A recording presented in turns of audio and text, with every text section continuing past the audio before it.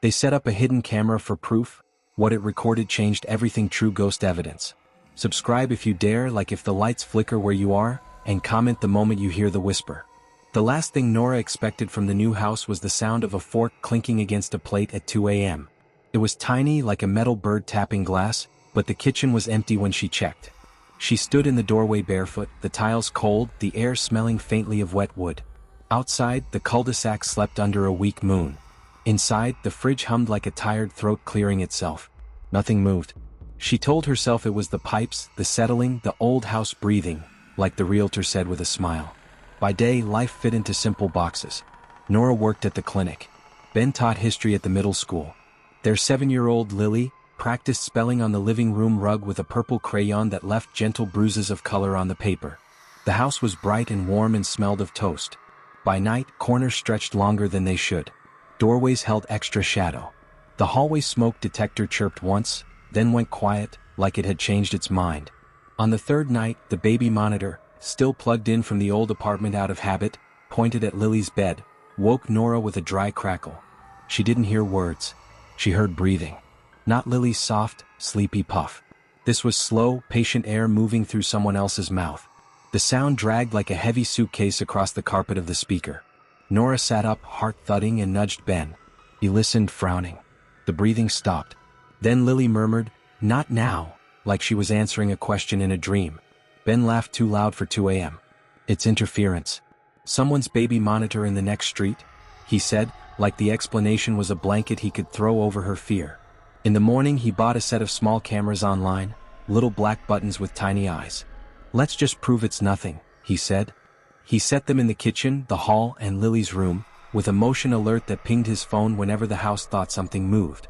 The first night of footage was boring, which was almost a comfort.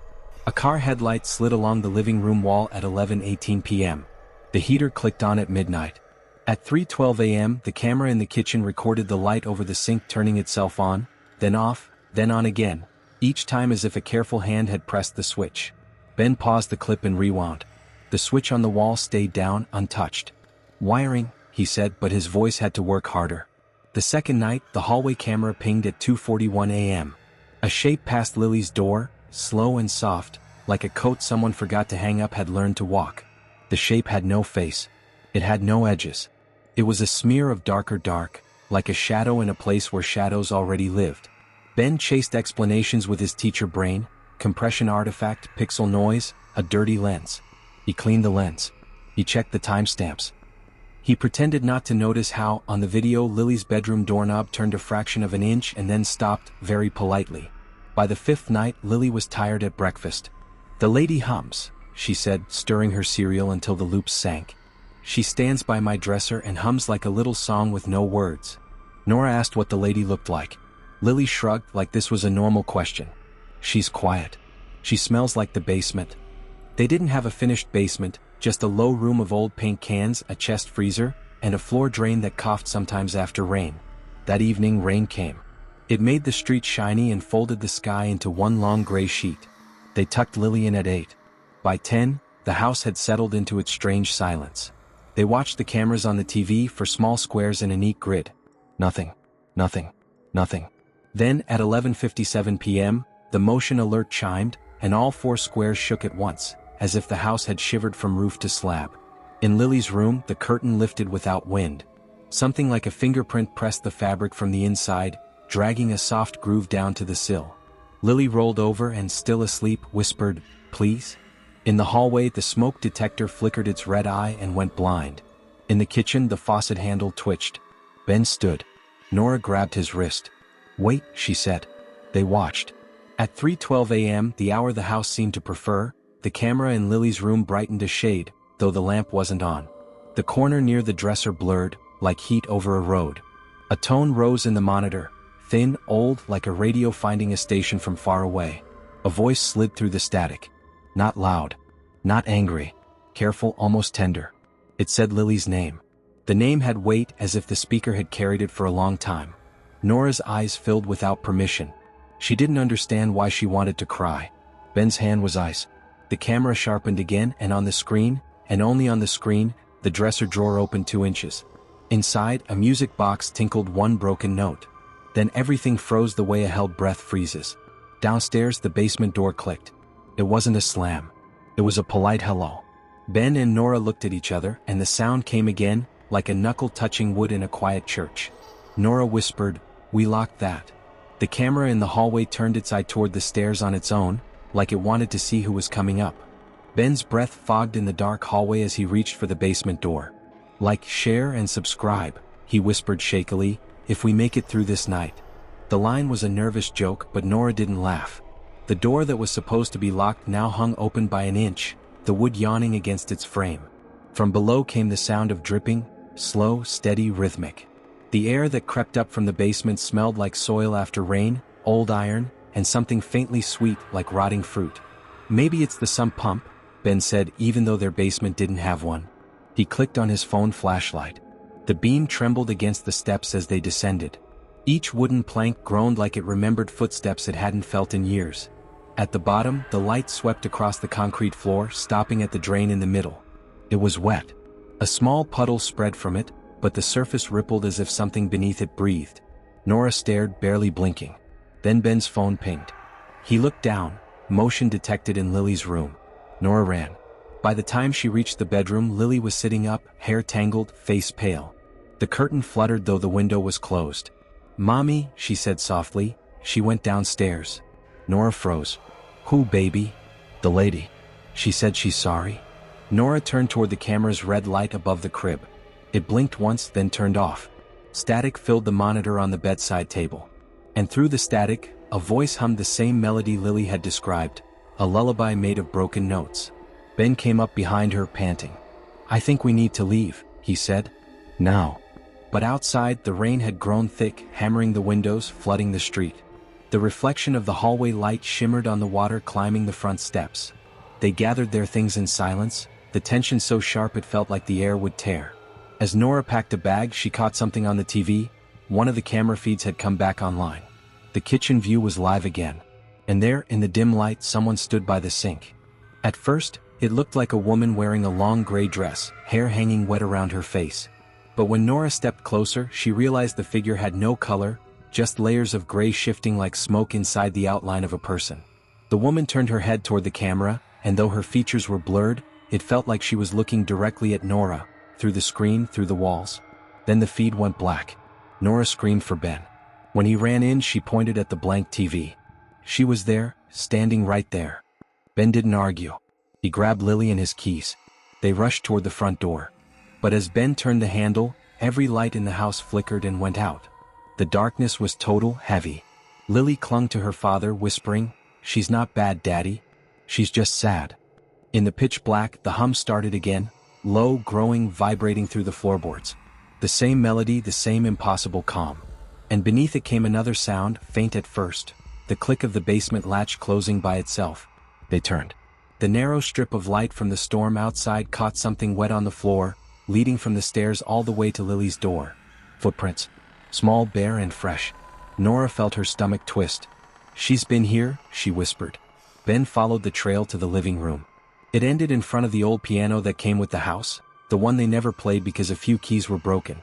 He crouched, shaking, and touched one of the wet prints. The air turned icy.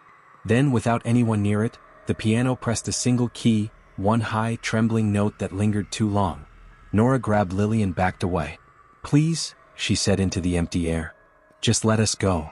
The silence that followed was almost kind. Then the camera in the hallway, still recording on battery power, caught the final movement of the night. The reflection of the woman in the window, standing behind them, lips moving silently as if repeating Nora's words. The clip ended with the timestamp 3:12 a.m. The next morning, sunlight poured through the windows like nothing had happened. The power was back. The house was warm.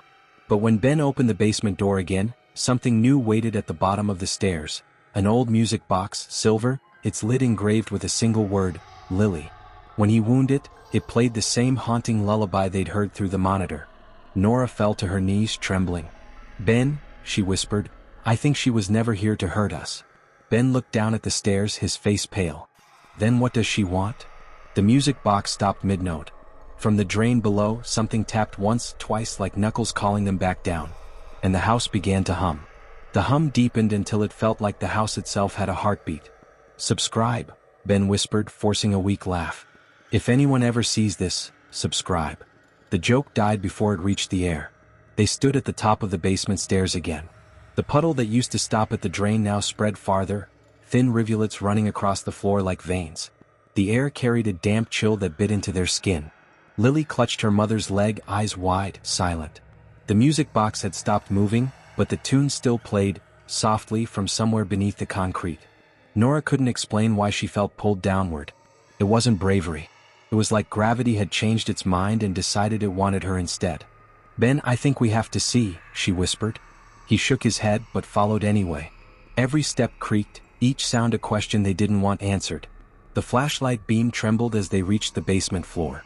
The drain at the center was pulsing slightly, the water inside swirling the wrong way, counterclockwise, thick like ink.